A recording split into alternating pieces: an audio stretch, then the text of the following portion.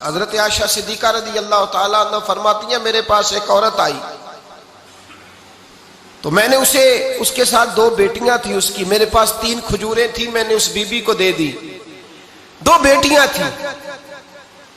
उस औरत ने क्या किया, मैं देख रही थी, माँ थी ना और बेटियों की माँ थी।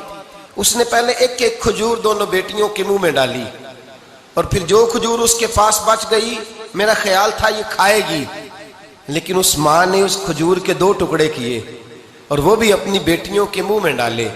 हजरत आयशा सिद्दीका फरमाती है, उसका अमल इतना हसीन था, उस बीबी के इस अमल के अंदर इतना हुस्न था कि मेरी आंखों में भी वो बात रह गई, दिल में भी रह गई, रूह में भी समा गई।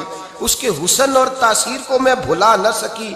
शाम तक वो कैफियत, वो अंदाज, वो उस औरत का तर्ज, उसका वो अंदाज मेरी तबीयत के अंदर बार बार मुझे उसकी तरफ मुतवज्जे करता रहा।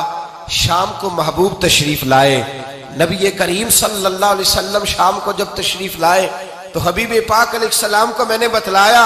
मैंने कहा हुजूर बीबी आई थी, उसका चेहरा बता रहा था कि भूखी है, लग रहा था कई दिनों से खाना नहीं खाया। 3 खजूरें थी ही मेरे पास 3, 2 बेटियों को दे दी, वो खा सकती थी, लेकिन या रसूल अल्लाह सल्लल्लाहु अलैहि वसल्लम उसने खाई नहीं, वो भी खजूर 2 टुकड़े करके बेटियों में बांट दी है। हजरत आयशा कहती है, देर तक हुजूर मेरी बात को सुनते रहे, देर तक मेरी तरफ देखते रहे, उस तसव्वुर को, बेटी के प्यार के उस जायके देर तक महबूब महसूस करते रहे। और फिर फरमाया, आयशा जो दुनिया में बेटियों की वजह से आजमाया जाएगा, जब कयामत का दिन आएगा तो रब उससे हिसाब नहीं लेगा, बेहिसाब ही जन्नत में दाखिल फरमा देगा। अल्लाह फिर उससे हिसाब नहीं लेगा जो बेटी के सबब से आजमाया जाए।